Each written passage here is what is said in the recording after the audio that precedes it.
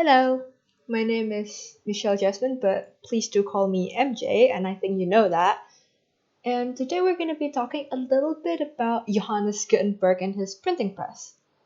But before we can talk about the impacts of the Gutenberg's printing press brings to the world of visual design, visual communication design, or VCD, or formerly known as graphic design, we have to define what VCD is. Well, VCD is a process that combines visual arts and technology to communicate ideas in a creative manner. The idea is to pass on a carefully crafted message to an audience like you. Yay! Art and technology are closely tied together in the world of VCD because technology is an agent of change.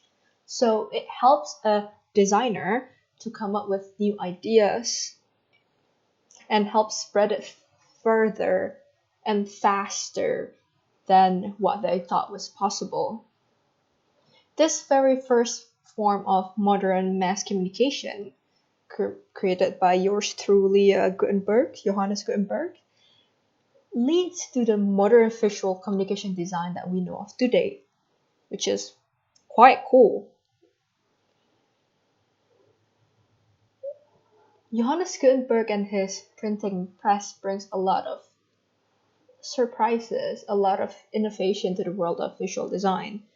Well, firstly, the introduction of the movable type printing, those little metal thing that they use to press down on a piece of paper to basically print or stamp on the letters used in Gutenberg's printing press was and still is revolutionary in its time and right now, because it paved the way for a modern and digital typeface we're familiar with, like right now, like what you and me both use for designing or just for, texting other people. Times New Roman and Arial, man, everyone used that thing.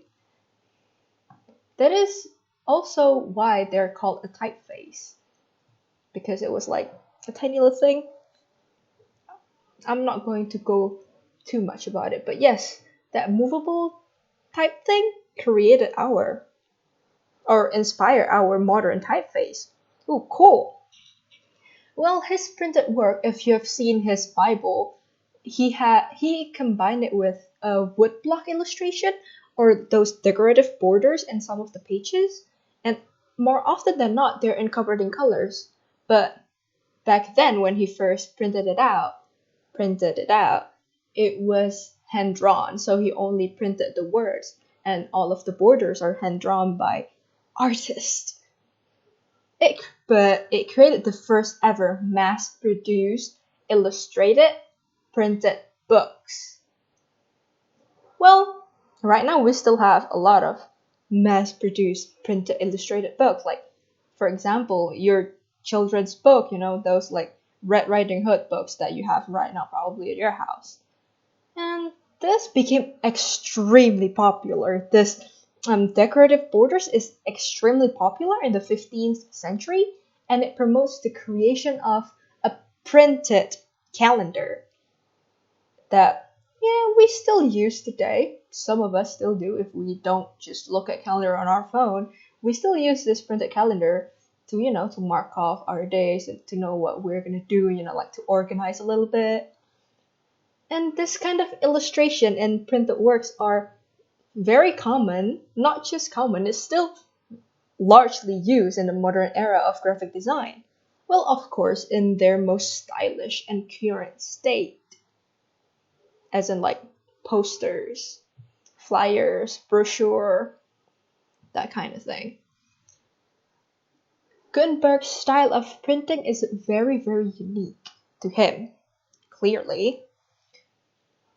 He's the first, so it's very unique to him. But from his work, we can see that he's actually a perfectionist. The margin of his Bible is perfect every single time. There is no letter out of place. Like everything is just neatly packed in a beautiful rectangular shape. His version of the Bible is the very first form of page layouting that we know of, because his letters never get out of that little rectangular thing. He even have like various different letters in different shapes, so it fits the rectangle, which is quite cool. And it must took a long time to make. Well, this I would say ancient, or this old form of layouting, definitely influence our ways of arranging visual elements on a page to achieve a specific communication objective. That, like right now, we can see it very, very clearly in magazines or in newspaper, or even, those news sites that we have right now on Google. We all still use and we need layouting to make sure everything is beautiful. Not really just beautiful, but easily mm, navigate it through. And so we can communicate with each other, we can read stuff easily. I'm rambling, I'm sorry.